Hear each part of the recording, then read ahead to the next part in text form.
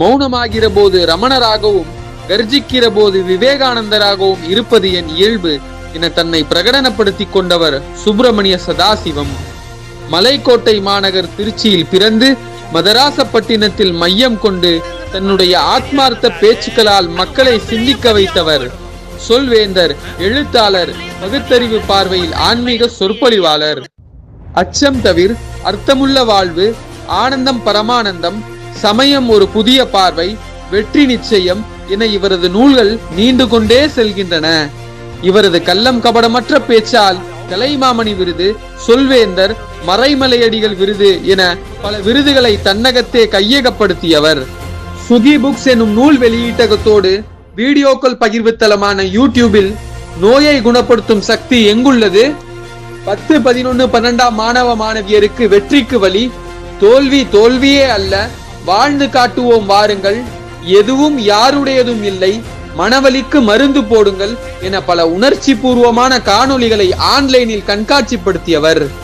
நாவன்மை மிக்க சொற்பொழிவுகளால் நல்ல நல்ல கருத்துக்களை மானிடர் மனதில் நங்கூரம் போல் பாய்ச்சி தன் சொற்களால் சோர்ந்து போன உள்ளங்களை உற்சாகப்படுத்தி பேனாமுனை ஆயுதத்தை கொண்டு புரட்சி செய்யும் எழுத்தாளர் திருமதி சுகி சிவம் அவர்களை சிறப்பு விருந்தினராய் அழைப்பதில் பெருமிதம் கொள்கிறது வெற்றிக்கு வழி குழுமம் மற்றும் திறன் வளர் ஆசிரியர் மன்றம்.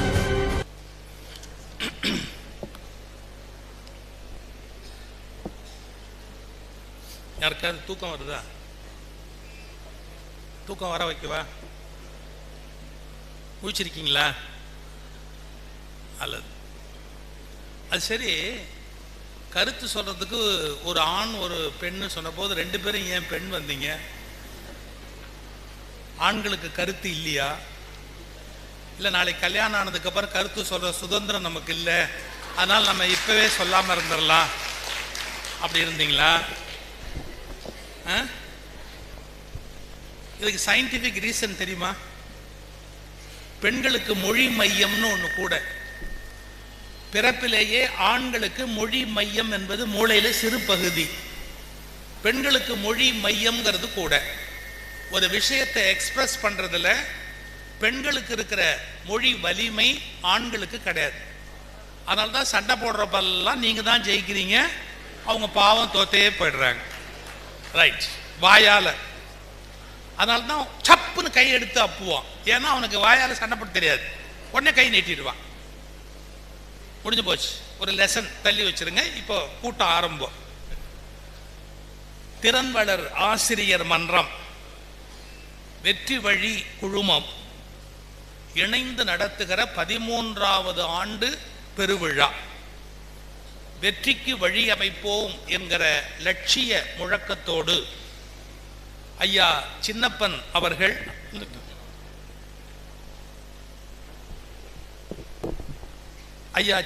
அவர்கள் பெரிய பணி அருமையாக செய்து கொண்டு வருகிறார்கள்.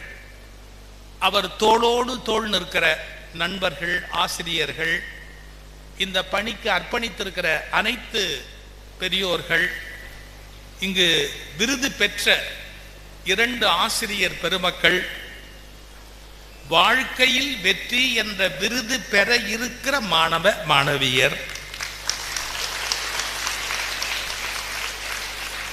உங்க எல்லாருக்கும் என்னுடைய வணக்கம், வாழ்த்து. ஐயா சின்னப்பன் அவர்களை பற்றி நான் இங்க வந்த பிறகுதான் நிறைய தெரிந்து கொண்டேன்.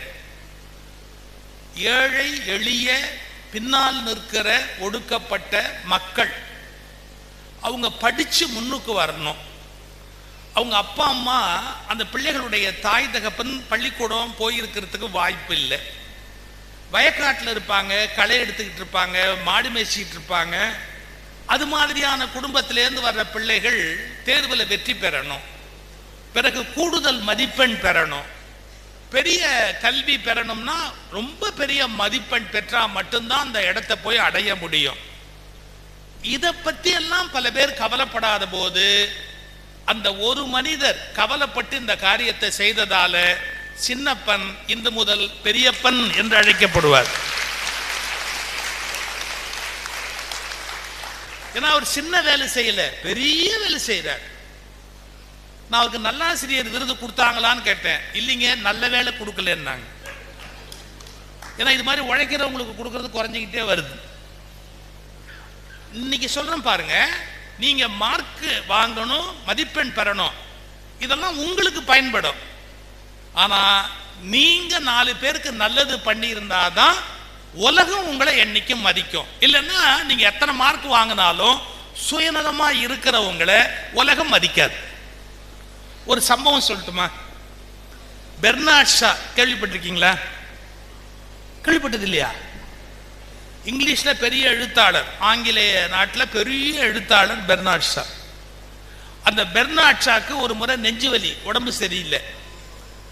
அவர் டாக்டருக்கு ஃபோன் பண்ணார், எனக்கு உடம்பு முடியல, என்னை வந்து பாரு அப்படின்னு.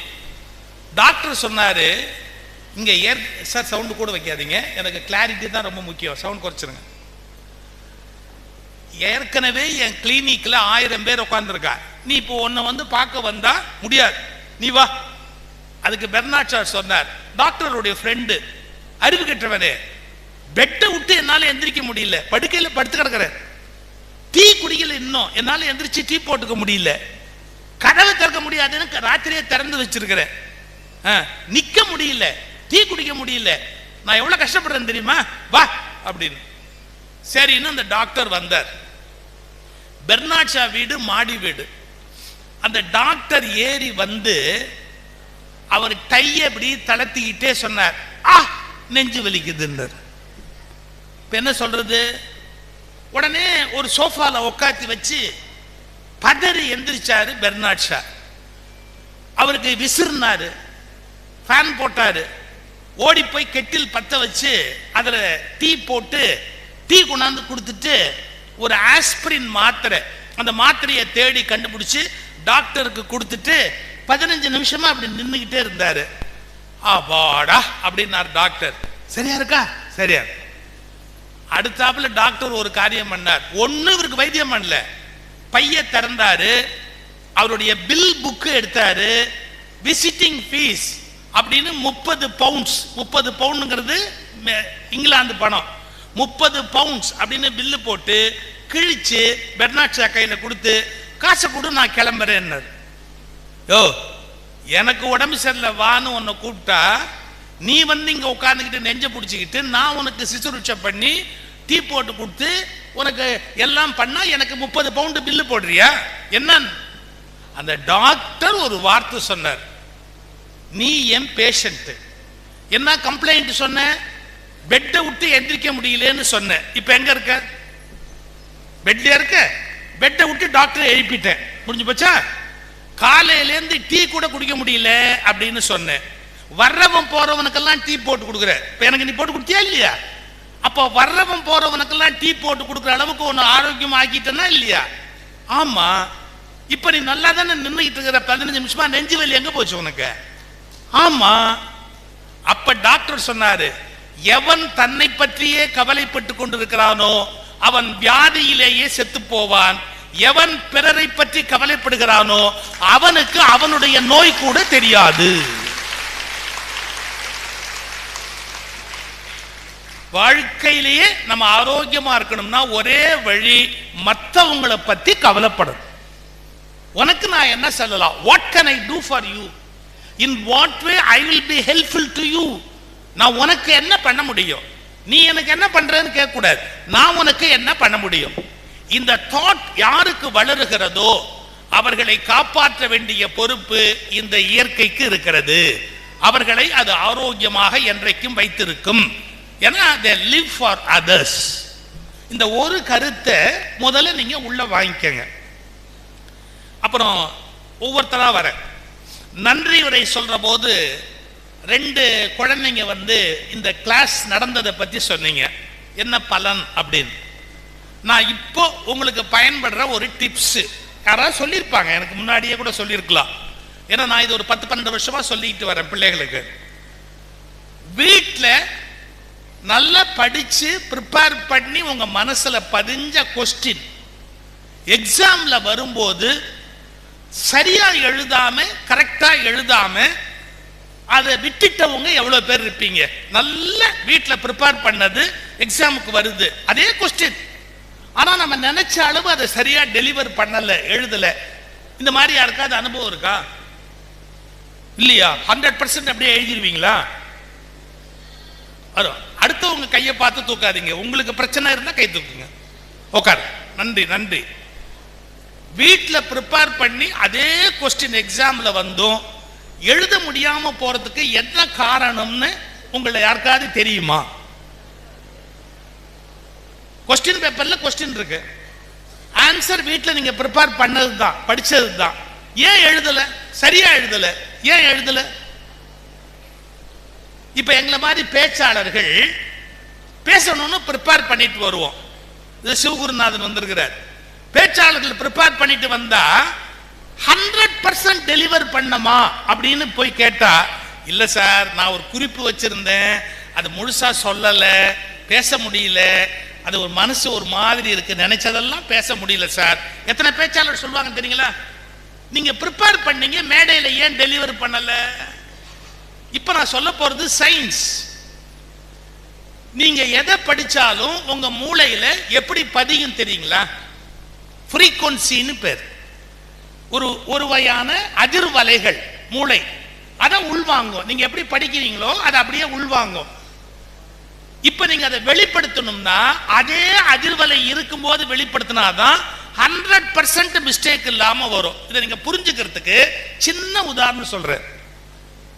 இப்போ ரேடியோ எஃப்எம்னு ஒண்ணு இருக்கா?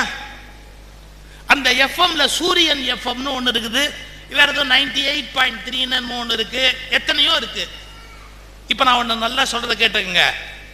ஒரு ரேடியோ ஒரு எஃப்எம்ல ஒரு பாட்டு வருதுன்னு சொன்னா அந்த பாட்டை கேட்ச் பண்ணணும்னா நீங்க என்ன பண்ணணும்? ஃப்ரீக்வன்சியை டியூன் பண்ணணும். எப்படி? அது என்ன அலையில வருதோ அந்த அலையை கேட்ச் பண்றதுக்கு கொண்டு போய் வச்சீங்கன்னா பட்டுன்னு அப்படியே அது வரும். நீங்க அந்த பாட்டை கேட்டுருவீங்க. அந்த எஃப்எம் வைக்காம நீங்க எத்தனை எஃப்எம் வச்சாலும் 100% பாட்டு கேட்ச் ஆகுமா? சயின்ஸ் தெரியுது இல்ல? இதேதான் லைஃப். இப்ப நீங்க வீட்டுல கேஷுவலா படிப்பீங்க, படுத்துக்கிட்டு கூட படிப்பீங்க, முடிஞ்சா அப்பா மேலேயே காலத்துக்கு போட்டு கூட படிப்பீங்க. உங்களுக்கு எப்படி தோணுதோ அப்படிலாம் படிப்பீங்க, கேர்லெஸ்ஸா உட்கார்ந்து படிப்பீங்க. எக்ஸாம் ஹால்ல அப்படி இருப்பீங்களா? நர்வஸா இருப்பீங்க, ஒரு பதட்டத்தோட இருப்பீங்க. அப்ப என்ன ஆகும் அப்படின்னு கேட்டா அதே ஃப்ரீக்வன்சி இருக்காது. உங்க ஃப்ரீக்வன்சியை எப்படி கண்டுபிடிக்கலாம் தெரியுமா? மூச்சு காத்தை பார்த்தா போறோம். மூச்சு காத்து போயிட்டு வர ரித்தமும் மூளையிலேருந்து அதிர்வலைகள் வர்ற ரித்தமும் கனெக்டட். அப்ப இது எப்படிங்கிறத கணக்கு பண்ணிட்டா இது எப்படிங்கிறத கணக்கு பண்ணலாம். நீங்க எப்படி பண்ணணும்னா ஒண்ணும் கிடையாது. வீட்டுல படிக்கிற போது எப்படி ரிலாக்ஸ்டா படிச்சீங்களோ அதே ரிலாக்ஸ்டு மூடுக்கு போயிட்டீங்கன்னா பரீட்சை ஹாலில் எழுதுறதும் கஷ்டமே கிடையாது. 100% சக்சஸ்ஃபுல் டெலிவரி இஸ் பாசிபிள். போதுமா? இப்ப இதை விட என்ன வேணும்? இதுதான் ரொம்ப இம்பார்ட்டன்ட். ரெண்டாவது, எல்லாத்தையும் மனப்பாடம் பண்ணி எழுதுறது அப்படிங்கிற ஒரு உணர்வுல இருந்தோம்னா அது நல்ல பழக்கம் இல்லை. புரிஞ்சுக்கணும் ஒரு விஷயத்தை. நான் இன்ஜினியரிங் காலேஜ் ஃபர்ஸ்ட் இயர் தொடங்கி வச்சு பேசும்போது சொல்லுவேன், நீங்க இங்கிலீஷ் மீடியம்னு நேரா இங்கிலீஷ்ல பாடத்தை ஆரம்பிக்காதீங்க, தமிழ்ல முதல்ல பசங்களுக்கு சொல்லி கொடுங்க, சப்ஜெக்ட் புரிஞ்சுக்கிட்டதுக்கு அப்புறம் இங்கிலீஷ்ல கூட அவங்களுக்கு சொல்லுங்க. ஏன் தெரியுமா? தாய்மொழியில ஒண்ணு புரிகிற மாதிரி அந்நிய மொழியில நமக்கு டக்குன்னு புரியாது. எனக்கு ரொம்ப மகிழ்ச்சி, முதல்ல இதுக்கு நோட்ஸ் போட்ட போது ஐயா சின்னப்பன் இங்கிலீஷா இருந்தா கூட சைடுல தமிழ்ல அதுக்கு ஒரு விளக்கத்தை போட்டுட்டு இதை படிச்சுட்டு அதை படிங்க அப்படின்னா சப்ஜெக்ட் தரோவா ஆயிடுது, புரிஞ்சு போயிடுது. புரிஞ்ச விஷயத்துக்கு லாங்குவேஜை யூஸ் பண்றது ஒரு கஷ்டம் கிடையாது. அதனால முதல்ல நீங்க புரிஞ்சுக்கங்க. Is is important. புரியுதா? புரிஞ்சுக்கணும், வெறும் மக்கப் பண்ணக்கூடாது. நான் ஸ்கூல் படிச்ச காலத்துல ஒரு பையன் பாட்டு மனப்பாடம் பண்ணுவான். தண்டலை மயில்களாடுன்னு ஒரு பாட்டு. எப்படி தெரியுமா மனப்பாடம் பண்ணுவான்? தண்டலை மயில்களாடு. அவன் இறக்குறான் உள்ளுக்குள்ள, தண்டலை மயில்களாடு தாமரை விளக்கம் தாங்க கொண்டல்கள் முழவின். ஏன்னா கொஞ்சம் கீழே போகணும்ல, அதுக்கு ஒரு கேப் கொடுத்து இறக்குவான். நான் கேட்டேன், ஏண்டா பரீட்சை காலில் தட்டி எடுப்பியாடா? தட்டி இறக்கிட்டியே, அப்ப தட்டி எடுப்பியான். அவனுக்கு பயமுறுத்தணும் பாருங்க. வலது கை வச்சு தட்டாதடா, அப்புறம் எக்ஸாம் எழுதுற போது வலது கை எழுதுறதால பாட்டு வராது, இடது கை வச்சு தட்டி இறக்கிக்க, அப்பதான் திருப்பி எடுக்கலாம். அப்படி இல்லவே இல்லை. நீங்க ரசிச்சு ஒரு பாட்டை படிச்சீங்கன்னா மனப்பாடம் ஆயிடும். ஒரு தடவைக்கு 2 தடவை படிச்சீங்கன்னா அது மனனம் ஆயிடும். எதுவா இருந்தாலும் தயவு செய்து நீங்க புரிஞ்சுக்கிறதுக்கு முதல்ல ட்ரை பண்ணுங்க. புரியாம மக்கப் பண்ணிட்டு அப்படியே போய் நம்ம வாமிட் பண்ணலாம் அப்படின்னு நினைச்சீங்கன்னா அது லைஃப்ல பிரயோஜனமே இல்லை. ஒரு வார்த்தை சொல்லட்டுமா?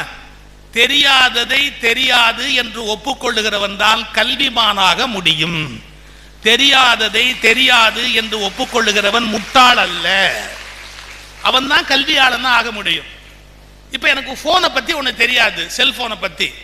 என் பேரனுக்கு எல்லாம் தெரியும். அவன் எத்தனாவது படிக்கிறான்? 10th தான் படிக்கிறான். அவன் கூட சொல்லுவான், தாத்தா நீ வேஸ்ட், உனக்கு ஒரு போன் வேஸ்ட், இவ்வளவு காஸ்ட்லி போன் வேஸ்ட், எதுக்கு போய் நீ 1 லட்சம் 2 லட்சம் கொடுத்துல போன் வாங்குற, வேஸ்ட் வேஸ்ட் வேஸ்ட் அப்படிம்பா. அதுக்கு அடுத்தாப்புல ஒண்ணு சொல்லுவான், உன்னை போய் பெரிய மனுஷனா மதிச்சு ஊர்ல எல்லாம் கூப்பிடுறாங்கிற போது எனக்கு ரொம்ப அவமானமா இருக்கு தாத்தா அப்படிம்பா. நான் சந்தோஷப்படுவேன். டேய் எனக்கு இது தெரியலடா, இந்த ஆப் எப்படிடா யூஸ் பண்ணணும், இதை எப்படிடா இன்ஸ்டால் பண்ணணும், எப்படிடா அதுலேருந்து வெளியே வரணும், இதெல்லாம் வாத்தா வா டக்கு டக்குன்னு சொல்லி கொடுப்பான். அவங்கிட்ட நான் முட்டாள போய் தாழ்ந்து போறதால குறைஞ்சு போயிட்டேனா? இல்லை, அது நிமிடம் வரை எனக்கு தெரியாத ஒன்றை அவன் கற்றுக் கொடுத்து என்னை அறிவாளியாக ஆக்கி விடுகிறான். தெரியாததை தெரியாது என்று ஒப்புக்கொண்டால் மட்டும்தான் நீங்கள் அறிவாளி ஆக முடியும். தெரிஞ்சவங்க மாதிரியே நடிச்சோன்னு வச்சுங்க வீணாப்படும். எங்க பேச்சாளர்கள சண்முக வடிவேலுன்னு ஒரு பேச்சாளர், அவர் நினைக்காத நாளே கிடையாது. சண்முக வடிவேலு என்ன சொல்வாரு,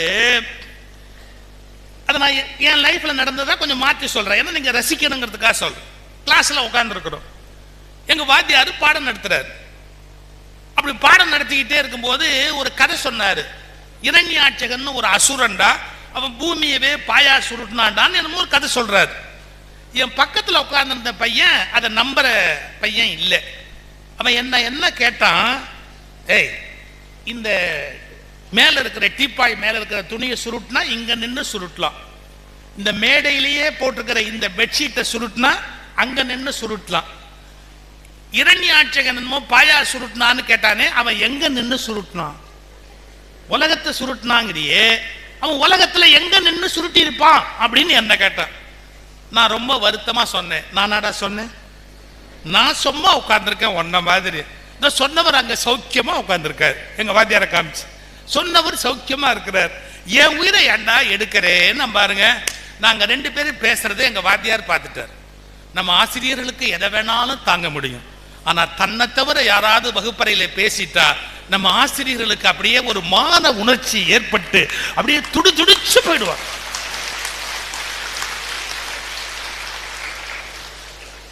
அவர் என்ன பார்த்து கேட்கிறார், ஏய் அங்க என்ன பேசுறீங்க, அங்க என்னடா பேசுறீங்க அப்படி. நான் ஒண்ணே சொன்னேன், டக்கு நல்ல பையன் ஆயிட்டேன். சார் நான் ஒண்ணு பேசுறேன் சார், இப்ப நீங்க சொன்னீங்கல்ல சார், அதை பத்தி ஒரு டவுட் கேட்டேன் சார். என்கிட்ட கேட்காதரா, வாத்தியார்ட்ட கேளு, அவர் தான் அறிவாளி, அவருக்கு எல்லாம் தெரியும் அப்படின்னு சொன்னேன் சார். அவருக்கு உச்சி குளிர்ந்துருச்சு. கேள்டா என்ன இருந்தாலும் கேள், அவருக்கு தெரியாது எவ்வளவு பெரிய ஆபத்து காத்திருக்குன்னு அவருக்கு தெரியாது. சொன்ன உடனே கேட்டான், சார் இதை சுருட்டினா இங்கேருந்து சுருட்டலாம் சார், இதை சுருட்டினா அங்கேருந்து சுருட்டலாம் சார், இரண்யாட்சங்க உலகத்தை சுருட்டினப்போ எங்க நின்று சுருட்டினா சார்? எங்க வாத்தியார் சுருண்டுட்டார். எங்க சுருட்டினான்னு உடனே அவர் சுருண்டுட்டார். இப்படி பார்த்தார், அவருக்கு பதில் தெரியல. இது ஒரு பொய் கதை தானே இது, அவருக்கு தெரியல, பதில் தெரியல. என்ன சொல்லியிருக்கணும் அவரு? எனக்கு தெரியலடா, என்னமோ ஒரு கதை சொன்னேன்டா, விடுங்கடா, சும்மா அது கற்பனை கதைடா, போயிடலாம்ல, இல்லை தெரிஞ்சவன் யாச்சும் கேட்டு சொல்றேன்டா அப்படின்னு சொல்லணும்ல. அவர் அச்சார் பாருங்க ஒரு டிராமா. அவன் கேட்கறான், எங்க நின்று சுருட்டுவான்? டேய் திருக்குறள் மனப்பாட பகுதி மனப்பாடம் பண்ண சொன்ன, மனப்பாடம் பண்ணியாடா? ஏன் இவற்ற பதில் இல்லை, அவனை முட்டாளாக்குறதுக்கு யோசிக்கிறாரு.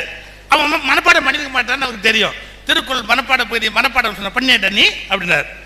பண்ணல சார் அப்படின்னு. திருக்குறள் மனப்பாடம் பண்ணல, நீ கேள்வி கேட்கறியா?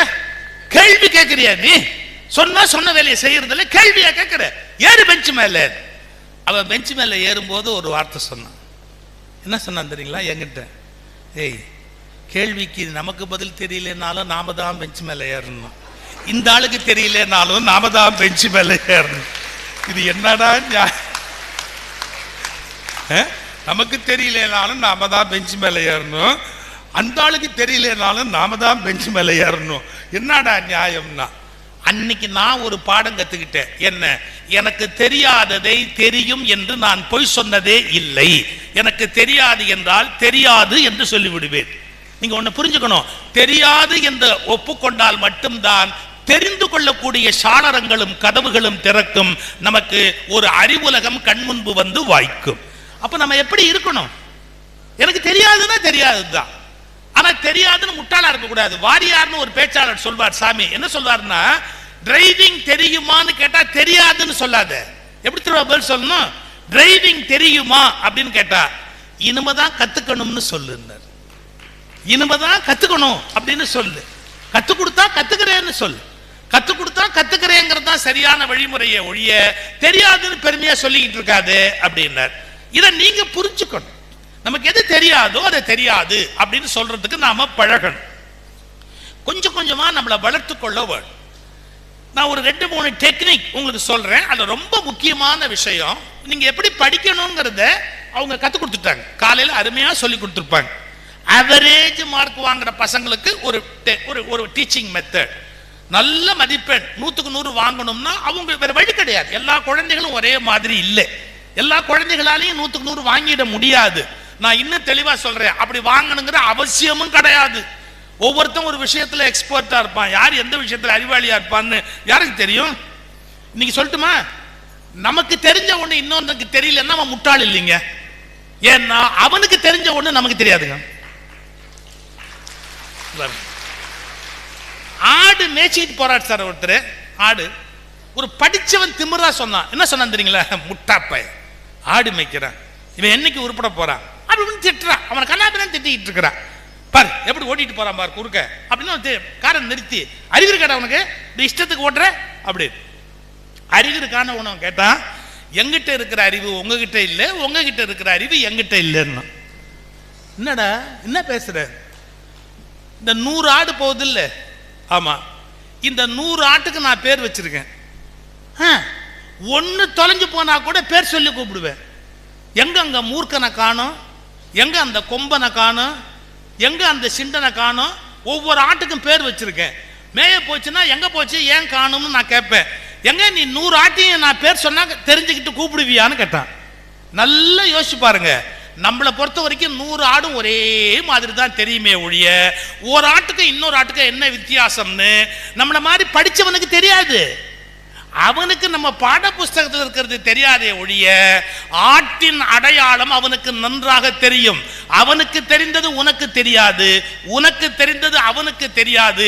எனவே இந்த உலகத்தில் முட்டாளே கிடையாது என்கிற தெளிவை தயவு செய்து மனதில் பெற்றுக்கொள்ளுங்கள். நமக்கு என்ன கல்வி வேணுமோ அதை கத்துக்கணும்.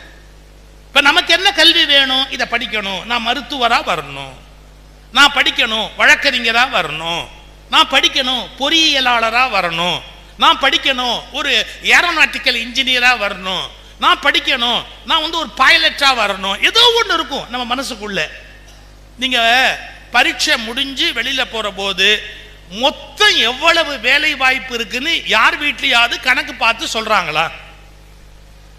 10வது முடிச்சிட்டு நீங்க போனீங்கன்னா எத்தனை கல்வி வேர்ல்டு ஃபுல்லா அவைலபிள், எந்தெந்த நாட்டில் ஃப்ரீயா அவைலபிள், எந்தெந்த நாட்டில் இந்திய குழந்தைகளை ஃப்ரீயா எடுக்கிறாங்க, இந்த லிஸ்ட் எல்லாம் நாம சேகரிக்க வேண்டாமா?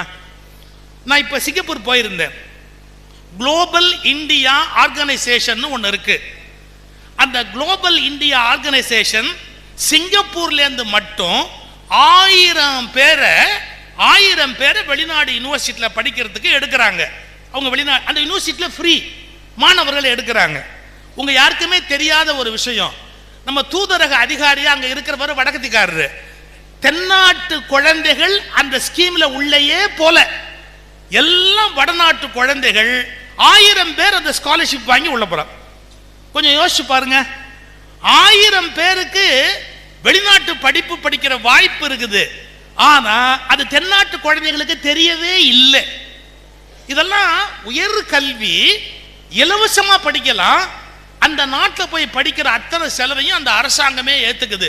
இது மாதிரி ஏகப்பட்ட கல்வி இருக்கு, ஏகப்பட்ட வேலை வாய்ப்பு இருக்கு.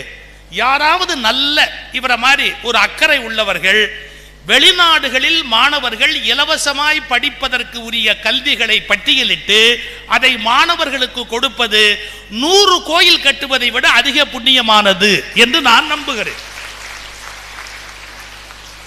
ஏன்னா கல்வி ஒண்ணுதான் ஒரு மனுஷனை மேல கொண்டு வரும். ஒரு அமெரிக்கா நான் போயிருந்த போது ஒரு நண்பர் வீட்டில் தங்கியிருந்தேன். அவர் ஊர் எதுன்னு கேட்டா அவினாசின்னு ஒன்று இருக்கு கொங்கு மண்டலத்தில். அவினாசிக்கு பக்கத்தில் வெங்கச்சங்காடுன்னு ஏதோ ஒரு சின்ன பேர், வெறும் முள்ளு முள்ளான மரம் தான் அந்த ஊர்ல இருக்கும். அந்த ஊருக்காரு. ஆனா அமெரிக்கால 150 பேர் அவர்கிட்ட வேலை பார்க்கறான். 150 பேர்ல 60 பேர் வெள்ளைக்காரன், 60 அமெரிக்கன் அவர்கிட்ட வேலை பார்க்கறான். 150 பேரை வச்சு வேலை வாங்குறாரு. அவர் ஒரு வார்த்தை சொன்னார். என்ன சொன்னார் தெரியுங்களா? அவங்க ஊருக்கு என்ன கூட்டிட்டு போனார். இந்தியாவில் அவினாசி பக்கம் அவங்க ஊருக்கு என்ன கூட்டிட்டு போனார். முள்ளு முள்ளு முள்ளு முள்ளா செடி இருந்தது. கோமணத்தை கட்டிட்டு 2 பேர் அங்கே மேய்ச்சிக்கிட்டு இருந்தாங்க. அப்ப அவர் சொன்னார் என்கிட்ட ஒரு வார்த்தை, இந்த காமராஜர்னு ஒருத்தர் வந்து மத்தியானம் சோறு போட்டதால தான் நான் இன்னைக்கு அமெரிக்காவில் உட்காந்து எவ்வளவும் பண்ண முடியுது. அந்த மனுஷன் இல்லைன்னா இவனை மாதிரி பக்கத்தில் கோமணம் கட்டி நான் ஆடு மேய்ச்சிருப்பேன். எவ்வளவு பெரிய வார்த்தை! அமெரிக்கால இன்ஜினியரா 150 பேருக்கு சம்பளம் கொடுக்குற அளவுக்கு ஒரு பெரிய வாய்ப்பு. பள்ளிக்கூடத்தில் படிக்கிற போது மத்தியானம் ஒருவேளை சோறு அந்த மனுஷன் போட்டான்னு தான் எங்க கிராமத்தில் என்ன போடா வீட்டில் சோறு போட முடியல, நீ அங்கே போய் தின்னுட்டு வான்னு என்னை அனுப்பிச்சாங்க. நான் சோத்துக்கு போனவன் அப்படியே படிச்சவன் அப்படியே என்ன படிச்சா லாபம்னு தெரிஞ்சு இன்ஜினியர் ஆகி அமெரிக்காவில் வந்து இன்னைக்கு கொழிக்கிறேன் சார் அப்படின்னார். நல்லா புரிஞ்சுக்கணும், எளிய குடும்பத்தில் பிறந்த பிள்ளைகள் முன்னுக்கு வருவதற்கு ஒரே வழி கல்வி மட்டுமே. கல்வியை தவிர வேற எந்த வழியினாலும் எளிய குடும்பத்து பிள்ளைகள் மேலே வர முடியாது. அப்ப அந்த கல்வியை எவ்வளவு அக்கறையோட படிக்கணும். முதல்ல உங்க மனசை பலப்படுத்தணும். இப்போ நம்ம மனம் வந்து ஒரு நல்ல ஒரு பீரோன்னு வச்சுக்கோங்க. ஒரு வீட்டில் ஒரு நல்ல பீரோ அப்பா போய் வாங்கிட்டு வராரு. அந்த பீரோக்குள்ள என்ன வைக்கணும்? வீட்டோட பத்திரம் வைக்கலாம், விலை உயர்ந்த நகை இருந்தா வைக்கலாம், இல்ல அந்த சொத்து பத்திரங்கள் என்னன்னா அது மாதிரிலாம் எடுத்து வைக்கலாம். ஒரு அப்பா பீரோ வாங்கி கொடுத்துட்டு அதை திறந்து பார்த்தா அது உள்ள என்ன வச்சு, வீடு துடைக்கிற துணி, இந்த சமையல் ரூம்ல சட்டி பிடிக்கிற துணின்னு ஒன்று உண்டு பாத்திரத்தை, அதை விட கோஆப்டெக்ஸ் வண்ண வானவில் கலர்ல வேற எங்கேயும் நீங்க பார்க்க முடியாது. அதுல எல்லா கலரும் இருக்கும். இந்த சாம்பார் வடிக்கிற ஒரு துணி, இதெல்லாம் வச்சிருந்தா அந்த அப்பாவுக்கு எப்படி வரும்? பத்திட்டு வரும். ஏன்டா டேய் 10,000 ரூபாய் போட்டு ஒரு பீரோ வாங்கி வச்சிருக்கிறேன், குப்பையை கொண்டு போய் அதில் வச்சிருக்கிறீங்களே அப்படின்னு. அது மாதிரி உங்க மனசை ஒரு நாள் திறந்து பார்த்தா அதுல நல்ல விஷயமா 400 விஷயம் இருந்தா அப்ப நம்ம சந்தோஷப்படலாம். அதுக்கு பதிலா நீங்க தேவையில்லாத குப்பை, ஒழுக்கம் இல்லாத நடிகர், ஒழுக்கம் இல்லாத மனிதர்கள் இவங்களை எல்லாம் மனசுக்குள்ள வச்சிருந்தீங்கன்னா உங்க மனசை திறந்து பார்த்தவங்க எவ்வளவு வெக்கப்படுவாங்க. ஏன்னா அப்படி குப்பை தொட்டி மாதிரி இல்லைன்னு கண்டதையும் கொண்டு போய் உள்ள வச்சிருக்கிற கேட்பாங்களா கேட்க மாட்டாங்களா? யோசிக்கணும். நல்ல விஷயங்களை மனசுக்குள்ள வச்சுக்கிறதுக்கு நாம பழகணும். நல்ல செய்திகளை மனசுல வாங்கி வச்சிருக்கிறதுக்கு நாம பழகணும். சரி, உங்களுக்கு பரீட்சைக்கு போகும்போது சில பேர் சென்டிமெண்ட்ஸ்னு சொல்லுவாங்க இங்கிலீஷ்ல. ஏதோ ஒரு மூட நம்பிக்கையை வளர்த்துக்குவான். அதை வளர்த்துக்காதீங்க. எனக்கு ப்ளூ கலர் பேனா ராசி, இந்த சட்டை ரொம்ப ராசி, இந்த இந்த இந்த துணி போட்டு போனா நான் நல்லா பரீட்சை எழுதுவேன், இந்த மாதிரி முட்டாள்தனம்லாம் வச்சுக்காதீங்க.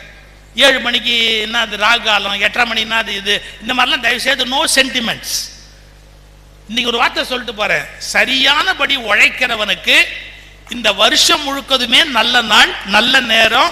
ஏன்னா அவன் எப்பவுமே உழைக்கிறதுக்கு தயாரா இருக்கிறான். இவ்வளவுதான் சிம்பிள் லைஃப்.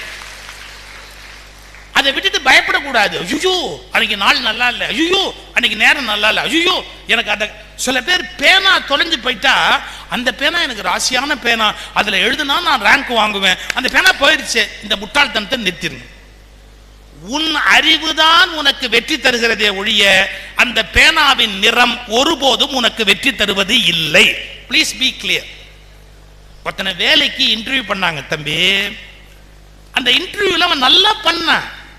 ஆனால் அந்த இன்டர்வியூ பண்ண பாஸுக்கு ஒரு பேட் ஸ்மெல் வந்துக்கிட்டே இருந்தது. அவர் உடனே கேட்டார், சந்தி என்னப்பா ஒரு அப்படின்னு பார்த்தா அவங்க ஒரு மோசமான சாக்ஸ் போட்டிருந்தான். அதுலேருந்து தான் அடிக்குது. இந்த உங்கள் பள்ளிக்கூடத்துலேருந்து போனதுக்கப்புறம் உங்கள் சாக்ஸ் எப்படி நறுமணம் மணக்கும்னு உங்களுக்கு தெரியும். வீட்டையே உண்டு இல்லைன்னு ஆக்கிரும் சாக்ஸ். அந்த சாக்ஸ்லேருந்து அந்த நாத்தம் வருது அப்படின்னு இன்னைக்கு தெரிஞ்சுக்காங்க. காலையில் நம்ம ஸ்கூலுக்கு போகிறோம்னா நைட்டே வேணுங்கிற எல்லாத்தையும் எடுத்து வச்சுட்டு படுக்கணும். காலம்பரை எந்திரிச்சு என் சாக்ஸ் எங்க, என் நோட் புக் எங்க, என் பேனா என்னன்னு அம்மாவையோ அப்பாவையோ கேட்குற பிள்ளைங்க, வீட்டில் வேற யாரையாவது கேட்குற பிள்ளைகள் மனதளவில் ஊனமுற்று இருக்கிறார்கள் என்று பொருள். உண்மையான ஆரோக்கியமான நபர்கள் தன் பொறுப்பை தானே பார்ப்பார்களே ஒழிய இன்னொருவரிடத்தில் எதிர்பார்த்து ஒருபோதும் காத்திருக்க கூடாது. நீங்க தான் ப்ரிப்பேர் பண்ணி உங்களை ரெடியா வச்சுக்கணும். என்ன வேணும், மார்னிங் வேணும், அதெல்லாத்தையும் எடுத்து வச்சுக்கணும். அது அப்படியே இருக்கட்டும்.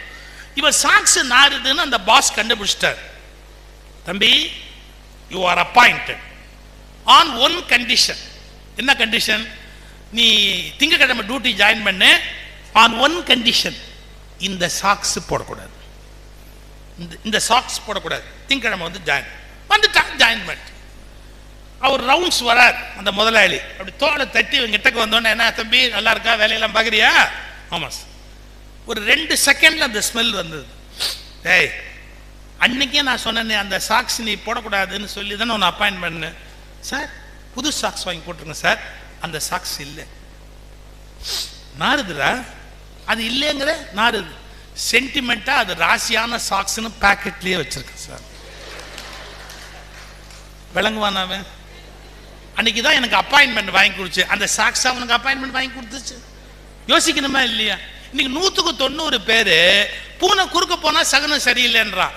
பூனைக்கு சகுனம் சரியில்லைடா, அன்னைக்கு எலி கிடைக்காதுடா, அதுக்கு நீ குறுக்க போயிட்டியே. இதெல்லாம் நம்பாதீங்க. சென்டிமெண்ட்ஸ் எதையுமே தயவு செய்து மனசுல எடுத்துக்காதீங்க. இதெல்லாத்தையும் தள்ளி வச்சுட்டு, நான் படிக்கிறேன், நான் உழைக்கிறேன், எங்க அப்பா அம்மா கஷ்டப்படுறாங்க, அவங்கள நல்லா வச்சுக்கணுங்கிற லட்சியத்தோட நான் இந்த உலகத்துக்கு வந்திருக்கிறேன். இந்த நாட்டுக்கு நான் என்ன பண்ண முடியுமோ அதை பண்ணுவேன். வீட்டுக்கும் நாட்டுக்கும் நன்மை செய்ய நான் கற்றுக்கொண்டு இருக்கிறேன் அப்படிங்கிற முடிவோட உங்க மனசை தெளிவுபடுத்தி கொண்டு வரணும். No more sentiments. எந்த வகையிலும் மனசுல தடை ஏற்படுத்தக்கூடாது. அதே மாதிரி இன்னும் சில பேர் தடைகளை இமேஜின் பண்ணிக்குவீங்க. இது ரொம்ப சைக்காலஜில பெரிய விஷயம். இப்ப நான் இங்க வரும்போது என் பேச்ச பிள்ளைங்க நல்லா கேட்பாங்க அப்படின்னு நினைக்கலாம். அது கூட நினைக்க வேண்டிய அவசியம் கிடையாது. நான் இங்க வருவேன், பார்ப்பேன், நீங்க நல்லா கேட்டா நல்லா பேசுவேன், நல்லா கேட்காட்டி நான் கவலைப்பட மாட்டேன். டிவியில பேசுறதா நினைச்சுக்கிட்டு நான் பாட்டுக்கு பேசிட்டு நான் பாட்டுக்கு போயிடுவேன். ஏன்னா மழை பெய்யும், அதை பாத்திரம் வாங்கிக்கிட்டா பாத்திரத்துக்கு நல்லது, அதுக்கு கண்ணி கிடைக்கும்.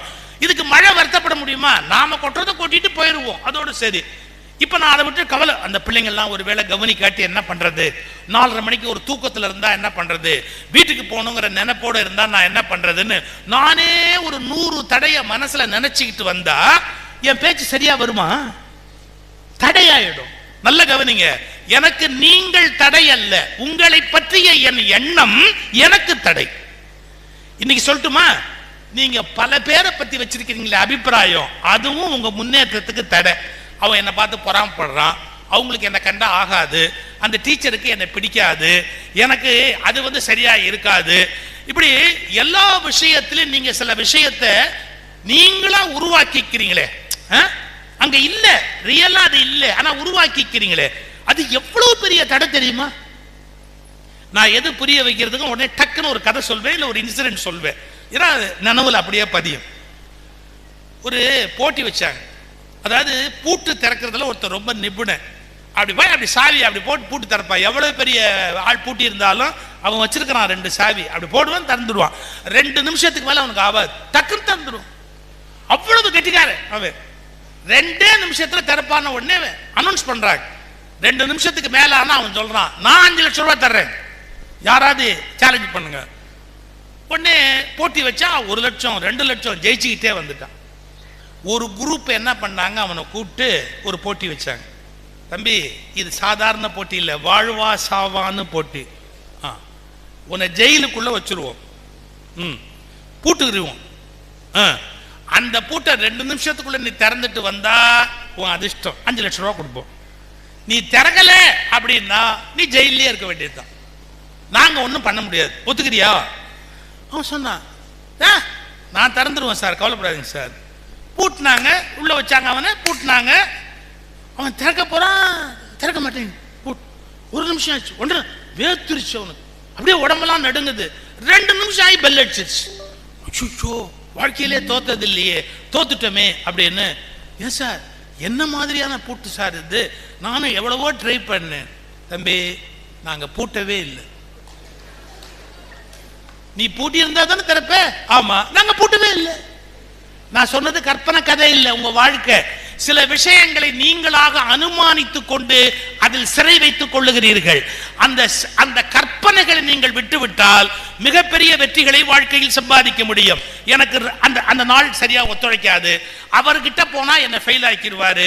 அதாவது இந்த இமிகிரேஷன் கியூல போகும்போது கூட சார் சில பேர் அவங்க கிட்ட போனா பரவாயில்ல, இவங்க கிட்ட போனா பரவாயில்ல, இது மாதிரிலாம் நினைப்பாங்க மனசுக்குள்ள. இந்த டோல்கேட்ல போகும்போது கூட அந்த டோல்கேட் வழியா நம்ம வண்டி போயிட்டா பரவாயில்ல, இதுல போனா நம்ம லாக் ஆயிக்குவோம், ஏதோ அது மாதிரிலாம் நினைப்பாங்க. இப்ப சொல்றேன் கேட்டுங்க, நிஜமான தடைகளை விட நமது கற்பனைகள் தான் அதிகமான தடைகளாக நம்முடைய வாழ்க்கையை சிறைப்படுத்துகின்றன. இதை மட்டும் நீங்க விளங்கிக்கிட்டீங்க, புரிஞ்சுக்கிட்டீங்க அப்படின்னு சொன்னா மிகப்பெரிய மாற்றத்தை நோக்கி நீங்க போக முடியும். நமக்கு சில தடையே கிடையாது, ஆனா அதெல்லாம் தடைன்னு நாம கற்பனை பண்ணி அப்படி ஏற்படுத்தி வச்சுக்குவோம். அதுல இருந்து நாம வெளியில வரணும் அப்படிங்கிற ஒரு உறுதியை நீங்கள் மனதில் பெற வேண்டும். அப்புறம் இன்னொரு கோணத்துல சொல்றேன். ஒரு பள்ளிக்கோ ஒரு கல்லூரிக்கோ பொது வாழ்க்கைக்கோ வர்றோம், விதவிதமான மொழி பேசுகிற மக்கள் வருவாங்க.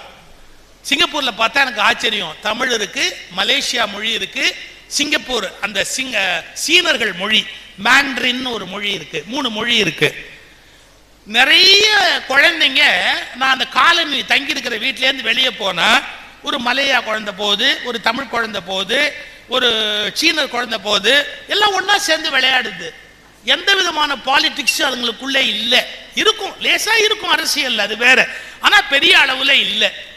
அப்போ வெவ்வேறு நாட்டு வெவ்வேறு மொழி பேசுகிற வெவ்வேறு இன வெவ்வேறு மத எல்லாரும் பிரிவு, வேறு மதம், வேறு இனம், வேறு நாடு, வேறு மொழி. புரிஞ்சுக்கங்க, they are comfortable. இந்த வார்த்தை தான் முக்கியம், they are comfortable. அப்ப எத்தனை பேதங்கள் இருந்தாலும் அதை பெருசா நம்ம எடுத்துக்கூடாது. இந்த நான்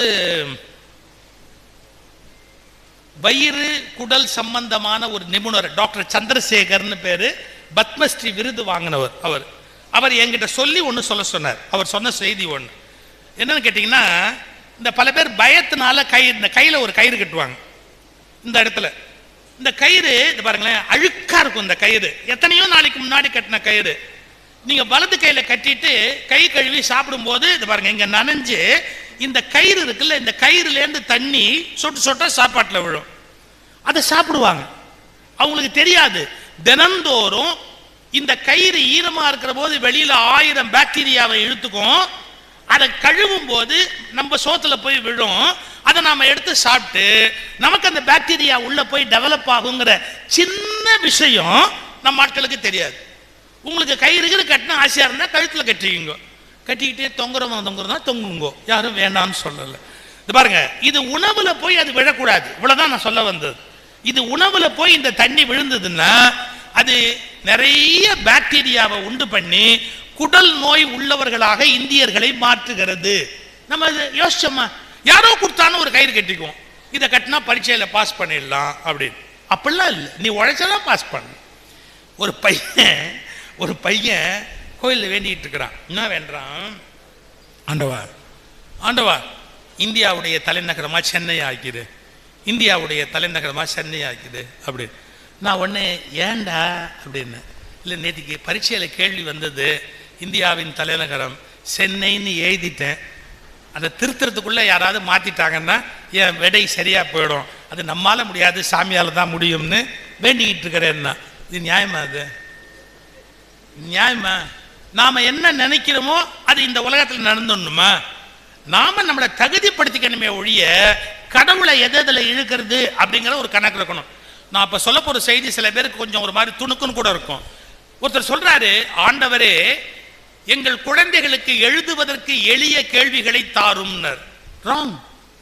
ஆண்டவரே எங்கள் குழந்தைகள் எழுதுவதற்கு எளிய கேள்விகளை தாரும் இல்லை, கடினமான கேள்விகளை என் பிள்ளைகள் எழுதி வெற்றி பெற்றால்தான் நாளைக்கு நல்ல அறிவாளிகளாக வளர்ந்து இந்த நாட்டை காப்பாற்றுகிற சக்தி உடையவர்களாக இருப்பார்கள். Life must be challenging. என்ன கேட்கணும்? கடினமான கேள்வி கூட தா, நான் ஆன்சர் பண்றேன். கடினமான கேள்வி கூட தா, நான் எழுதுறேன். அந்த மனோபாவத்தை வளர்க்கணும். நான் பரீட்சையில பாஸ் பண்றதுக்கு ஈஸியா, அதுக்கு உரிய ஈஸியான கொஸ்டினா வரணும்னா you are unfit for life. நீ வாழ்வதற்கு தகுதியற்றவன். அதை புரிஞ்சுக்கணுமா இல்லையா? ஒரு விலங்கினம் பத்தி நான் படிச்சேன். நம்ம நண்டு மாதிரி அது ஒரு விலங்கினம். அது கடல்ல ஒரு ஓடோடு இருக்கும். அது என்ன பண்ணும்னா, அந்த ஓடு ஒரு எல்லைக்கு அப்புறம் அந்த ஓடு வளராது, இறுக்கமாயிடும். அந்த உயிரினத்தால உள்ள வளர முடியாது. சங்கு மாதிரி சிப்பி மாதிரி உள்ள அதால வளர முடியாது. அது என்ன பண்ணிக்கும்னு கேட்டீங்கன்னா, போய் பாறையில முட்டும். டம்மு டம்மு டம்முன்னு முட்டும். பாறையில முட்டின உடனே அந்த ஓடு உடஞ்சி போயிடும். ஓடு உடஞ்ச உடனே அது என்ன பண்ணும்? வளரும், வேகமா வளரும். எவ்வளவு வளர முடியுமோ வளரும். ஆனா இயற்கை வலிமையானது. வளர வளர ஓடு வளர்ந்துடும். ஓடு மறுபடியும் அதை மூடிடும். அப்ப அதுக்கு மேல அதால வளர முடியாது. திருப்பி போய் முட்டி மோதி அதை உடைச்சு திரும்பி என்ன எழுதுறான்? அந்த விலங்கினம் 8 முறை அல்லது 7 முறை அந்த ஓட்டை உடைச்சு தான் மேல வளருது அப்படிங்கிறா. நல்லா புரிஞ்சுக்கணும். நமக்கு வருகிற எல்லைகளை நாமே உடைத்து கொண்டு நாம் வளர்ந்து கொண்டே இருக்க வேண்டும் என்ற எண்ணம் வர வேண்டுமே ஒழிய, குறுகிய எல்லைக்குள் பாதுகாப்பாக இருக்க வேண்டும் என்ற எண்ணம் பிள்ளைகளுக்கு வரக்கூடாது. இந்த உலகத்திலேயே கம்ஃபர்ட் ஜோன் எது தெரியுமா? மேக்சிமம் கம்ஃபர்ட் உள்ள கம்ஃபர்ட் ஜோன் எது? அம்மாவோட வயிறு. நீங்க 10 மாசம் குழந்தையா உட்கார்ந்துருந்தீங்க, அதையும் வடிவேலு கிண்டல் பண்ணார். அந்த அம்மா சொல்லுவோம், 10 மாசம் இந்த வயிற்றுல சுமந்த அப்படின்னு. உள்ள நான் எவ்வளவு கஷ்டப்பட்டு குத்து வச்சு உட்கார்ந்துருந்தேன் தெரியுமா? நீ என்ன சௌரியமா வெளியே சுத்திக்கிட்டு இருந்த? நான் தானே உள்ள லைட்டும் இல்லை ஒண்ணும் இல்லை, நான் என்ன பாடுபட்டேன்னு உனக்கு தெரியுமான்னு வடிவேலு கிண்டல் அடிப்பார். ஆனா உலகத்திலேயே கம்ஃபர்டபுளான இடம் எதுன்னா கர்ப்பப்பை. ஏன்? சாப்பாட்டுக்கு உழைக்க வேணாம். அம்மா சாப்பிட்டா அப்படியே டேங்னு டியூப் வழியா வந்துடும். மருந்து மாத்திரை வேணும்னாலும் அம்மா சாப்பிட்டா அப்படியே வந்துடும். உங்களுக்கு சௌக்கியமா உட்காந்துக்கலாம், தூங்கலாம் தூங்கலாம் தூங்கலாம், எவ்வளவு நேரம் வேணாலும் தூங்கலாம். இந்த காலையில எக்ஸாமுக்கு அம்மா சில பிள்ளைங்களை எழுப்பும்போது, ஒரு 5 நிமிஷம் தூங்கிக்கிறோமா, ஒரு 2 நிமிஷம் தூங்கிக்கிறோமா, அப்புறம் 7 மணிக்கு ஒரு டிராமா நடத்துவாளுங்க பாரு. ஏமா என்ன எழுப்பல? என்னமோ அந்தம்மா பரீட்சைக்கு போற மாதிரியும் அந்தம்மா பரீட்சைக்கு போற மாதிரியும் இவங்க அம்மா மாதிரி பேசுவாங்க.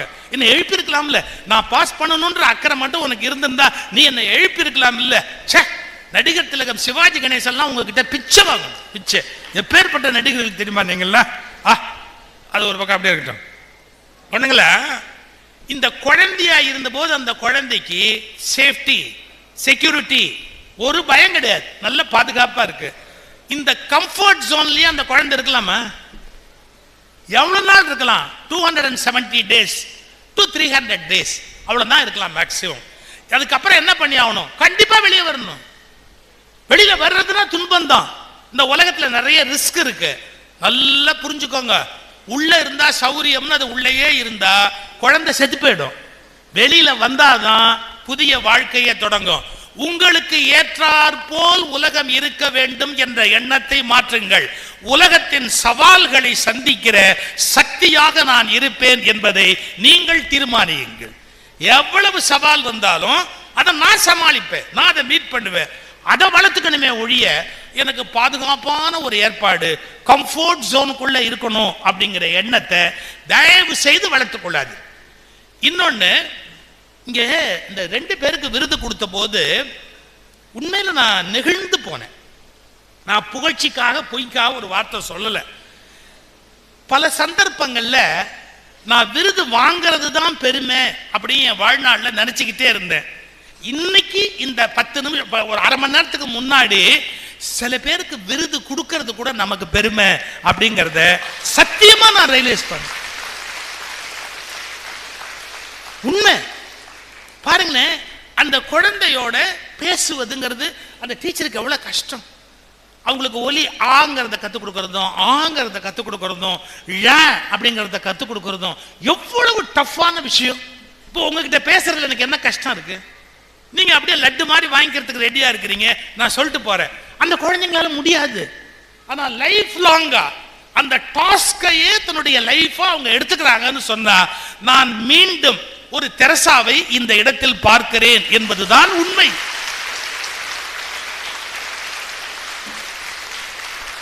அவங்க எங்கேயோ இருக்கணும் அப்படின்னு அவசியம் இல்லை. அவங்கள பொறுத்த வரைக்கும் அவங்க லைஃப்ல மேக்சிமம் டைம் அந்த மாதிரி குழந்தைங்களுக்கு தன்னை அர்ப்பணிக்கிறதுக்கு தயாரா இருக்கிறாங்க. எவ்வளவு பெரிய விஷயம் அது. அப்புறம் அவர் சார், ஐயோ அந்த குழந்தைங்க ரசிக்கணும், இன்ட்ரெஸ்டிங்கா உன்னை கத்துக்கணுங்கிறதுக்காக என்னென்ன மாதிரி வள்ளுவரா மாறுறாரு, பாரதியா மாறுறாரு. அவருக்கு என்ன தலையெழுத்தா? டிப்டாப்பா ட்ரெஸ் பண்ணி ஸ்கூலுக்கு போகணும், அப்பதான் குழந்தைங்க நம்மளை மதிக்கும் அப்படிங்கிற சுய கௌரவத்தை பத்தி அவர் யோசிக்கல. குழந்தைங்க புரிஞ்சுக்கிட்டு அறிவாளி ஆகணும் அப்படிங்கிற ஒரே லட்சியத்தோட அவர் எதுவா வேணாலும் இருக்க தயாரா இருக்காரு. உண்மையில சொல்றேன், அந்த பிறருக்காக வாழுதல் அப்படிங்கிற பகுதியில அவங்க ரெண்டு பேரும் எங்கேயோ போயிட்டாங்க. நீங்க இவங்களெல்லாம் ரோல் மாடலா எடுத்துக்கணும். எப்படி தன்னுடைய கல்வியை அடுத்த தலைமுறைக்கு கொடுக்கறதுக்கு அவங்க ரெடியா இருக்கிறாங்க.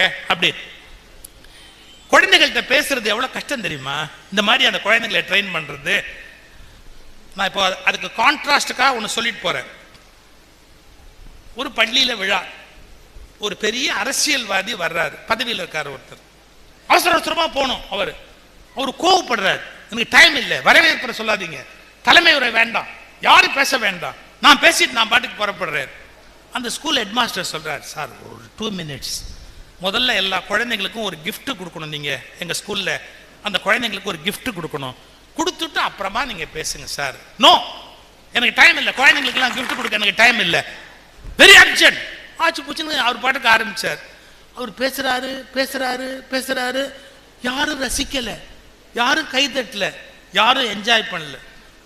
ஹெட்மாஸ்டரை பார்த்து எரிஞ்சு விழுந்தார். என்னையா ஸ்கூல் நடத்துற, எவ்வளவு உயிரை விட்டு பேசுறேன், ஒரு குழந்தை கூட ஒண்ணு கூட ரசிக்கவும் இல்லை, ஒன்றும் இல்லை. கோச்சிக்காதீங்க சார், எங்க குழந்தைங்களுக்கு காது செவிப்புலன் குறைவு. நான் முதலே உங்ககிட்ட என்ன கெஞ்சணும் தெரியுமா? அந்த ஹியரிங் எய்டு வழங்குற விழா தான் இன்னைக்கு வச்சிருக்கிறோம். எல்லா குழந்தைங்களுக்கும் நீங்க கொடுத்துருங்க, அப்புறமா பேசுங்கன்னு நாங்க சொன்னோம். நீங்க தான் அதை கொடுக்காமையே ஆரம்பிச்சீங்க, அதுக்கானதை நீங்க வாங்கி கட்டிக்கிட்டீங்க. நான் ஒரு வார்த்தை சொல்லட்டுமா? அந்த குழந்தைகளுக்கு இயற்கையில் காது கேட்காது, இந்த அகங்காரம் பிடித்த மனிதனுக்கு இருந்தாலும் காது கேட்காது. இவனை மன்னிக்க முடியுமா? இதை திருவள்ளுவர் எழுதி வச்சிருக்காருன்னா நம்புவீங்களா? இந்த ஆளை பத்தி திருவள்ளுவர் எழுதியிருக்கிறாரு. எங்க எழுதியிருக்காரு? எனைத்தானும் நல்லவை கேட்க. யார் தேர்ந்து நல்லது கிடைச்சாலும் வாங்கிக்கிற. உனக்கு நல்லது யாராவது சொன்னா, நீ யார் எனக்கு நல்லது சொல்றதுக்கு? நீ என்ன பெரிய ஆளா, என்னோட பெரிய ஆளா? அப்படி பேசாது. யாரு சொன்னாலும் அந்த நல்லதை ஒரு நிமிஷம் உள்ள வாங்கிக்க. உங்களையே யாராவது திட்டினாங்கன்னு வச்சுங்க, கிவ் மீ சம் டைம்னு கேளுங்க. எதுக்கு? நீ முட்டாள்னு அவங்க திட்டலாம். யாரும் நம்மளை திட்டுறாங்க, ஒரு 10 minutes or 15 minutes யோசிச்சோம்னா ஒரு ஆப்ஷன், நிஜமாவே நம்ம முட்டாளா இருக்கலாம். அப்ப கூட கோவப்படக்கூடாது. ஏன்னா அவன் வாழ்க்கையிலேயே சொன்ன ஒரே உண்மை அதுதான். யாரு? அவன் சொன்ன உண்மை. இன்னொன்னு, நம்ம முட்டாளா இல்லாம இருக்க வாய்ப்பு உண்டு. நம்ம தான் முட்டாளா இல்லையே, அப்ப அவன் சொல்றதை ஏன் சீரியஸா எடுத்துக்கணும்? சிரிச்சுக்கிட்டே போயிடலாம். நாம என்ன பண்றோம்? யாராவது முட்டாள்னா சண்டை போடுறோம் அவனோட. Waste of time. நாம முட்டாளா இல்லையாங்கிறது நமக்கு தெரியும். வேஸ்ட். கண்ணா எனக்கு எவ்வளவு நேரங்கிறது முதலே சொல்லியிருக்காங்க, நான் குறிச்சு வச்சிருக்கேன். எப்படி எக்ஸாம் ஹாலுக்கு நீங்க போகும்போது டைம் எல்லாம் பார்ப்பீங்களோ, அப்படி ஒவ்வொரு மேடைக்கு வரும்போதும் என் டைம் என்ன அப்படிங்கிறதையும் நான் பார்த்துட்டு தான் வருவேன். கவலைப்படாது. சரி, இப்ப நம்ம விஷயத்துக்கு வருவோம். யாரு சொன்னாலும் நல்ல விஷயம் சொன்னா அதை கேட்டுக்கொள்ளக்கூடிய பக்குவத்தை நாம் ஏற்படுத்தி கொள்ளணும். நீங்க வறுமையிலேருந்து வந்திருக்கலாம். இந்த 2 விஷயம் சொல்லி நான் முடிச்சிடுறேன், எனக்கு ஒரே டைம் முடிஞ்சு போச்சு. வறுமையிலேருந்து நீங்க வந்திருக்கலாம், அதை குறித்து வெக்கப்படாது, தயவு செய்து வெக்கப்படாது. என்னுடைய நண்பருடைய மகன் இன்ஜினியரிங் காலேஜில் சேர்க்கணும்னு ஆசைப்பட்டு கொண்டு போய் சேர்த்தார். அப்பாட்ட சண்டை போடுறான். என்ன போடுறான்? அவன்கிட்ட ஒரு பேண்ட் தான் இருக்கு, அவன்கிட்ட மாத்துக்கு நிறைய பேண்ட் இல்லை. பட் அங்க காலேஜில் பசங்க டெய்லி வெவ்வேறு கலர் போட்டு வரான், டிசைன். அப்பாவை திட்டுறான். என்ன சொன்னான் தெரியுங்களா? நீ உன் ஜம்பத்துக்கு கொண்டு போய் நாங்கள் சேர்த்துட்ட, உன் பெருமைக்கு என்னை கொண்டு போய் சேர்த்துட்ட, என்கிட்ட ஒரே பேண்ட் தானே இருக்கு, டெய்லி அதையே நான் போட்டுக்கிட்டு எப்படி போவேன், எனக்கு எவ்வளவு அவமானமா இருக்கு தெரியுமா அப்படின்னு அவர் வருத்தப்பட்டார். இப்படி சொல்றான்டா அப்படின்னு என்கிட்ட. நான் அந்த பையனை கூப்பிட்டேன், தம்பி கோச்சுக்காதரா கண்ணு, நானும் உங்க அப்பாவும் ரொம்ப வருஷமா ஃப்ரெண்ட்ஸு, ஒரு வார்த்தை சொல்லுங்க மாமா. என்ன சொல்லுங்க, நீ காலேஜில் படிக்க போனியா நடிக்க போனியாப்பா? படிக்கிறவங்க ஒரே ட்ரெஸ்ஸோட கூட இருக்கலாம்பா, நடிக்கிறவங்க தான் அடிக்கடி ட்ரெஸ் மாற்றணும். படிக்கிறவங்க எதுக்குப்பா ட்ரெஸ் மாற்றணும், வேற பேண்ட் போட்டால் தான் உன்னை மதிப்பாங்களா? மார்க் வாங்குறதுக்கு அதுக்கு சம்மந்தம் இருக்கிறதா எனக்கு தோணலை. ஒன்று தெரிஞ்சுக்கோ, உங்கள் அப்பாவை நான் குறை சொல்றதுக்காக சொல்லலை. உங்கள் அப்பா ஏழை, ஆனால் லஞ்சம் வாங்காத ஒரு அரசு ஊழியர். உனக்கு தெரியுமாடா அது? ஒரு சல்லி காசு கை நீட்டி உங்க அப்பா வாங்க மாட்டான்டா, ஒரு சல்லி காசு கை நீட்டி வாங்க மாட்டான். அவன் இருக்கிற போஸ்ட்ல அவன் லஞ்சம் வாங்கணும்னு நினைச்சா லட்சக்கணக்கா வாங்கலாம். ஒரு லட்சக்கணக்கா லஞ்சம் வாங்குற இடத்துல வாங்காம இருக்கிற ஒரு அப்பனுக்கு பிறந்தேன்னு நீ பெருமைப்படு. அவன் பேண்ட் வாங்கி கொடுக்கலன்னு வருத்தப்படாது. உனக்கு வேணா என்ன கேளு, நான் வாங்கி தரேன், நான் வசதியா. ஆனா அது உங்க அப்பா வருத்தப்படுவான், நான் உனக்கு வாங்கி கொடுத்தா கூட கோச்சுக்குவான். நீ எதுக்கு என் பிள்ளைக்கு வாங்கி கொடுத்தேன்னு கோவமா கேட்பான். அதனால தான்டா என்னால வாங்கி தர முடியல.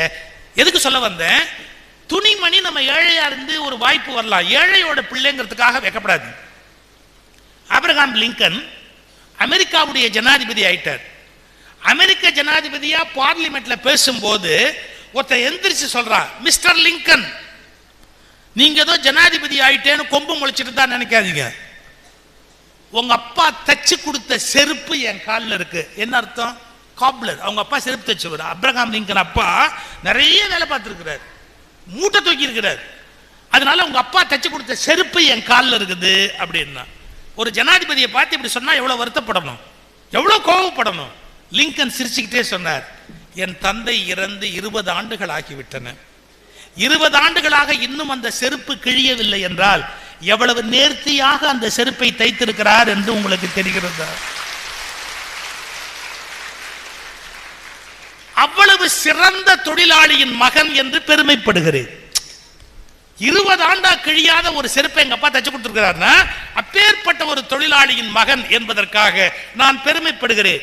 இப்போதும் எதிர்க்கட்சி தலைவருக்கு ஒன்று சொல்லிக் கொள்கிறேன், உங்கள் செருப்பு கிழிந்து போனால் கவலைப்படாதீர்கள், என்னிடத்தில் கொண்டு வாருங்கள், நான் செருப்பை தைத்து தருகிறேன். ஏனென்றால் அதான் அந்த பஞ்சு தான், ஏனென்றால் எனக்கு செருப்பு தைக்கவும் தெரியும், நாட்டை ஆளவும் தெரியும். எவ்வளவு பெரிய வார்த்தை பார், எனக்கு செருப்பு தைக்கவும் தெரியும், நாட்டை ஆளவும் தெரியும். அந்த ஆபிரகாம் லிங்கனுடைய வறுமையை நீங்க நினைச்சு பார்க்கணும். மேரி கியூரி 2 நோபல் பிரைஸ் வாங்கினாங்க தெரியுமா? மேரி கியூரி அவங்க படிக்கும் போது அவங்களுக்கு விருந்து கொடுத்துக்குவேன்னு எழுதுறாங்க வாழ்க்கை வரலாற்றுல. விருந்து என்ன தெரியுமா? பிரான்ஸ்ல போய் படிக்கிறாங்க மேரி கியூரி. படிக்க போகும்போது அவங்களுக்கு வசதி இல்லை சாப்பாட்டுக்கு, ஒரு ரொட்டி துண்டு, காஞ்ச ரொட்டி துண்டு தான் அவங்க சாப்பிட முடியும், அவ்வளவுதான். அவங்க நல்ல மார்க் வாங்கிட்டா தனக்கு விருந்து கொடுத்துக்குவாங்களாம். விருந்து என்ன தெரியுமா? ஒரு முட்டை, அவ்வளவு, ஒரே ஒரு முட்டை அவங்க ஆம்லெட் மாதிரி போட்டு சாப்பிட்டுட்டா அது விருந்து. நான் இப்ப சொல்ல போற விஷயம் சாதாரண இல்லை கண்ணு. பிரான்ஸோட குளிர் இருக்கு, பயங்கரமான குளிர். அந்த மாதிரி போத்திக்கிறதுக்கு கிடையாது, திக்கானது கிடையாது. டேபிள் இருக்குல்ல, அந்த டேபிளுக்கு உள்ள போய் உட்காந்துக்குவாங்க, குளிர் தாங்கணுங்கிறதுக்காக. டேபிள் பாக்ஸ் மாதிரி இருக்கும், உள்ள போய் உட்காந்துக்குவாங்க. இருக்கிற என்னென்ன புஸ்தகங்கள் எல்லாத்தையும் முன்னாடி போட்டு மூடிக்குவாங்க. போர்த்தி கொள்வதற்கு கூட ஒரு போர்வை இல்லாமல் இருந்த பெண்மணி 2 நோபல் பரிசுகள் வாங்கி உலகத்தை அசர வைத்திருக்கிறார் என்பதை மறந்துவிடக் கூடாது. வறுமை ஒருபோதும் வெட்கப்படக்கூடியது அல்ல, வறுமை ஒருபோதும் வெட்கப்படக்கூடியது அல்ல. அந்த உணர்வு நமக்கு இருக்கணும். காமராஜர் தலைவரா இருக்கிறார், நேரு பிரதமரா இருக்கிறாரு. அப்ப போகும்போது திடீர்னு நேரு விருதுநகரை தாண்டி போகும்போது, இதானே உங்க ஊரு அப்படின்னாரு. ஆமா. உங்க அம்மாவை பார்க்கணும். காமராஜர் சொன்னார், அதெல்லாம் ஒண்ணு வேணாம், நேரம் ஆயிடும், போலாம், அதெல்லாம் ஒண்ணு பார்க்க வேணாம். பார்க்கணும், உங்க அம்மா யாரு, நான் பார்க்கணும். அப்புறம் போற ஹைவேஸ்ல நிறுத்திட்டு அவ எங்க இருக்கான்னு யாருக்கு தெரியும், சரி கண்டுபிடிங்கப்பா அப்படின்னா. ஏதோ ஒரு தோட்டத்துக்கிட்ட வயக்காட்டுல களை எடுத்துக்கிட்டு இருப்பா. நல்லா கவனிக்கணும், அகில இந்திய தலைவர் பிரதமரோட வராரு, தோட்டத்துல களை எடுத்துக்கிட்டு இருப்பா எங்க அம்மா. எங்கன்னு கண்டுபிடிக்கிறது, இந்த ஆள் இவ்வளவு மிரட்டுறாரு அப்படின்னு நிறுத்திக்கிட்டு அவங்க அம்மாவை எப்படி கூப்பிடுவாரோ அந்த சத்தம் கொடுத்தாராம். அந்த வயக்காட்டுல போய் நின்று ஒரு சத்தம் கொடுத்தாரு. அந்த அம்மா அங்கேயிருந்து ஓடியாருது, இப்படியே மகன் வந்திருக்கிறானா அப்படின்னு பார்த்து. யோசிப்பாரு, இவ்வளவு பெரிய பதவிக்கு வந்த மனுஷன் பிரதம மந்திரி பக்கத்துல உட்காந்து வச்சிருக்கிறான், அவங்க அம்மா களை எடுக்கிறாங்கன்னா ஒண்ணு புரிஞ்சுக்கணும், அம்மாவை கஷ்டப்பட விட்டார்னு பொருள் அல்ல, அந்த அம்மாவும் அப்படி உழைச்சு வாழத்தான் விரும்புறாங்களே ஒழிய இன்னொருத்தர் உழைப்புல வந்து சாப்பிட்டு வாழ அந்த அம்மா விரும்பல. இதெல்லாம் நீங்க பிரமிக்கிற மாதிரி ஒரு வரலாறு இந்த நாட்டுல. நான் வெறும் ஆபிரகாம் லிங்கனை சொன்னா போதுமா? இந்த நாட்டை நீங்க புரிஞ்சுக்கணுமா இல்லையா? அதனால ஏழ்மை வெட்கப்பட வேண்டிய விஷயம் அல்ல.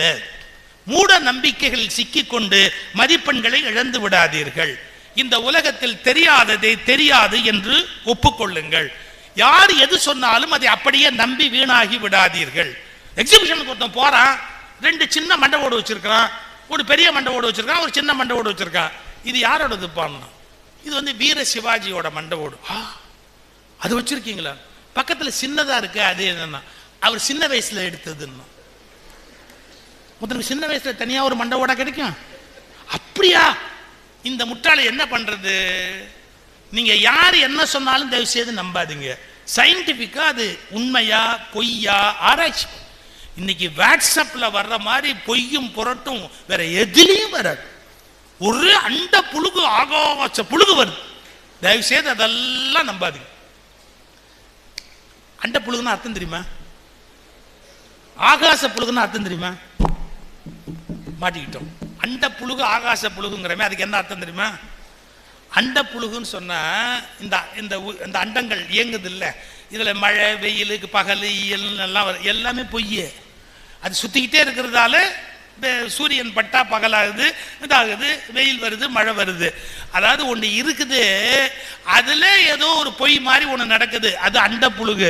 மேலே பார்த்தீங்கன்னா ஆகாசம் இருக்கு, இருக்கிற மாதிரி தெரியுது, போய்கிட்டே இருந்தா இல்லாத மாதிரி இருக்கு. கொஞ்சம் இருந்து புழுகுனா அது அண்ட புழுகு, கொஞ்சம் கூட இல்லாம புழுகுனா அது ஆகாச புழுகு. இந்த வார்த்தைக்கு அப்படி ஒரு அர்த்தமும் அதுக்குள்ள சயின்ஸும் அதுக்குள்ள ஒளிஞ்சிருக்குது. இது மாதிரி தோணுனா தோண்டிக்கிட்டே போலாங்கன்னு.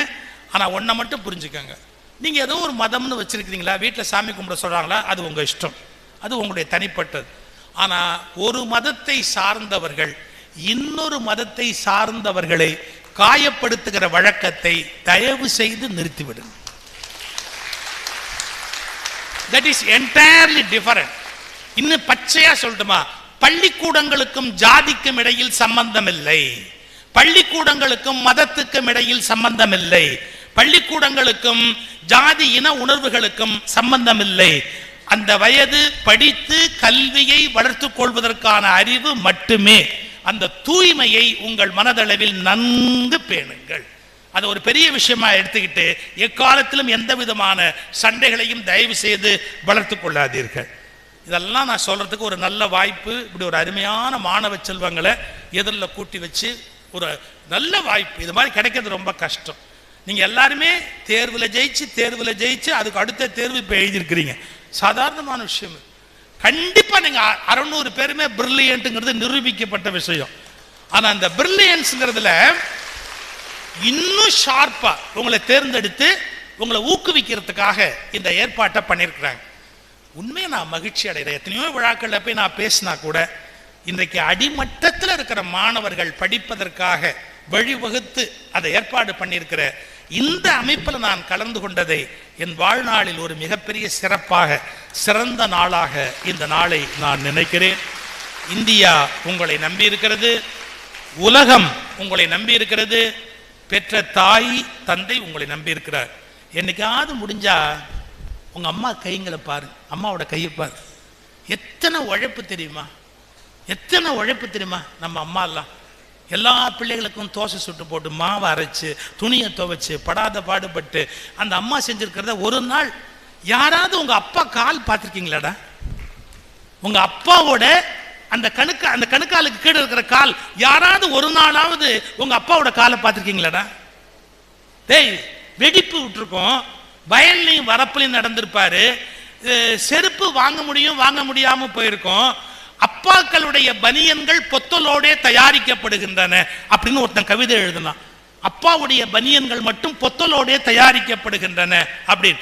உங்க அப்பாவை, உங்க அம்மாவை, இல்ல உங்க தாத்தாவை, பாட்டிய யாரோ உங்க குடும்பத்துக்காக ஒரு தியாகம் செஞ்சிருப்பாங்க. அவங்கள நீங்க நினைச்சுக்கங்க.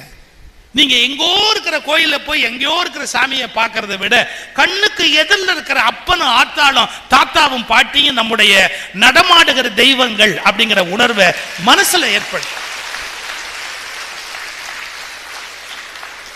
நான் வேடிக்கைக்கு சொல்லல, நான் புகழணுங்கிறதுக்காக சொல்லல.